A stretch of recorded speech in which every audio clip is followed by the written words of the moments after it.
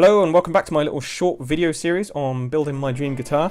In this video I'm going to be looking at some of the more expensive parts that go into the guitar, some of the more interesting parts.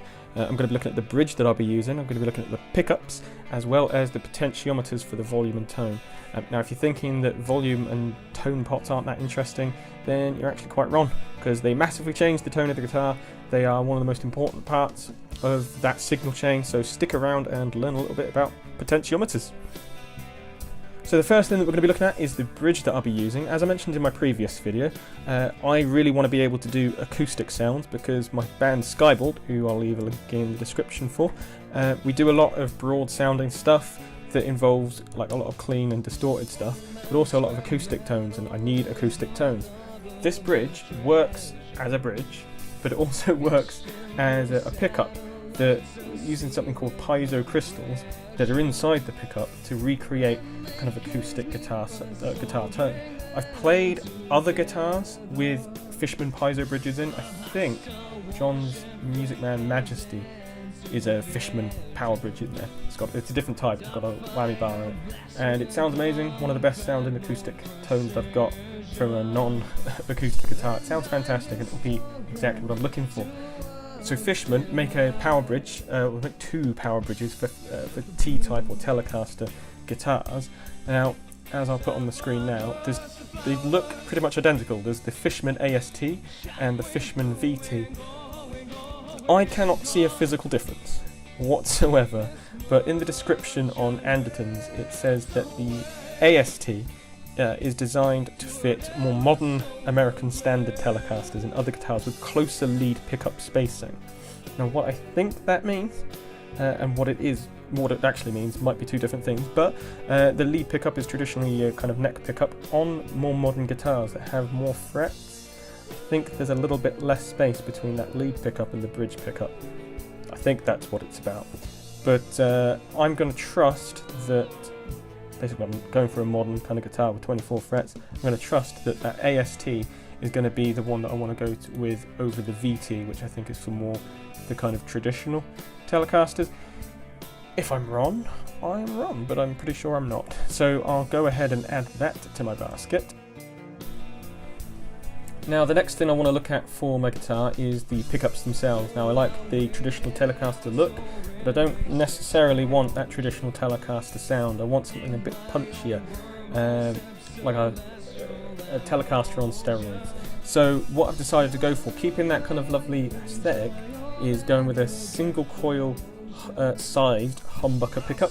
So it will give me all the kind of punch of a humbucker pickup, but in a single coil spacing. It will fit within a Tele bridge. Now to do that I've chosen the Seymour Duncan Hot rails. Show a little picture for you here of what they look like on the Anderton's website. £164.99 for the two of them. I'm happy with that price. As I mentioned in the previous video, my old band that I was in briefly, the other guitarist had a knockoff Fender Jaguar that had some hot rails in it, and it turned a terrible playing guitar into something that sounded really quite cool. So I'm quite happy with them. They are possibly amongst the nicest, possibly the finest kind of single coil size pickups I've ever used. They're amongst the best pickups full stop that I've ever used, so very happy to add them to my basket. So potentiometers in guitars. There's a lot that I could explain in this video that I won't, because this is not a technical instructional video. This is a brief overview.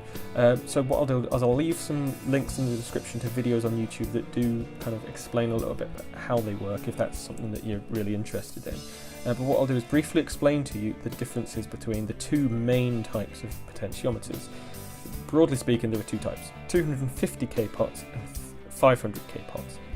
250k pots tend to be used historically on things like Telecasters and Stratocasters, any guitar that has a single coil pickup, because single coil pickups traditionally have a much lighter kind of trebly sound to them, and a 250k pot helps kind of balance that out because it's not a very trebly sounding thing. It takes away some of that high end.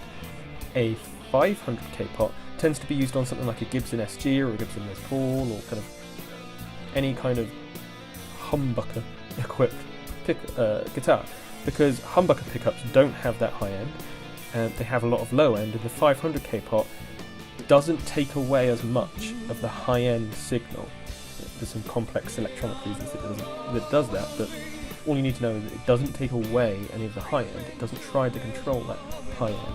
So you get it adds a little bit of a brighter sound to a humbucker. I will leave a link to a video by James Ryan where he demonstrates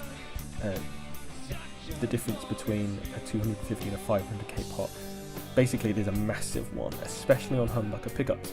Now, my dream build guitar is going to have humbucker pickups in a single coil size, but they are still humbucking kind of dual pickups. So I will be using a 500k pickup. I'm not going to show a link to where I'm going to buy one, because I'm going to see if John has one that I can buy from him. But there are numerous pots. The brand that I've heard the most good about are CTS, and you can get kind of a set of pots for 7 or 8 quid. They're not the most expensive part of the guitar, but if you've got a guitar at home, like some old Squire or something that you quite like and you just want to spruce it up a little bit, I would recommend trying to change the pots on it. If it's a Strat, obviously 250k pots. If it's some Epiphone Les Paul with humbuckers, try 500k, or experiment. If you've got a Strat, try and put some 500k pickups if you want some extra brightness from it. You can experiment, and it's only kind of 8 quid. But yeah, so I will be using 500k pots in my beautiful Telecaster Dream build. So in conclusion, today I have bought myself some Seymour Duncan Hot Rail pickups, specifically ones for T-type bodies.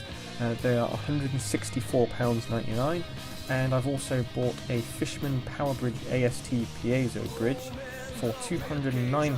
So that's a total purchase today of £373.99. Now, if I were to purchase a potentiometer, it would bring it up to about £380, £1.99. Now, in my last video, I did also buy the mahogany Telecaster style body for £67.88, including delivery, and a Yinfente maple guitar neck for £57.89, a total of £125.57. Now that brings the total spend on the guitar so far up to £507.56. That's a lot of money, but I think if you were to compare that to something with similar features in the market, you'd be spending a lot more so far. So far, still happy with the amount of money that I'm spending on this, because it is a dream guitar build, not a cheap guitar build, although I might do a cheap guitar build again at some point. Now, I have received the Yinfente neck and the body, so the Telecaster style body. I've done a video that I'll upload at a later date. But yeah, that'll be the next video. We'll be looking at some of the things I bought, see how it all looks together. Will everything fit together? Yeah, so hopefully I'll see you again for the next video. In the meantime, I'll add on a little clip for a teaser trailer for the new music video coming out for Skybald, for a song called Last Spell, the first song that Skybald have released a video for, first song that they've released in about 5 years, and it's the first song that I helped kind of write based on the riff that I wrote when I was 17 years old, so I'm very happy, and I've also got a guitar solo in there. So yeah, I'll leave that on the end, and I'll see you later. Cheers, bye! Crimson tide won't break apart our shore.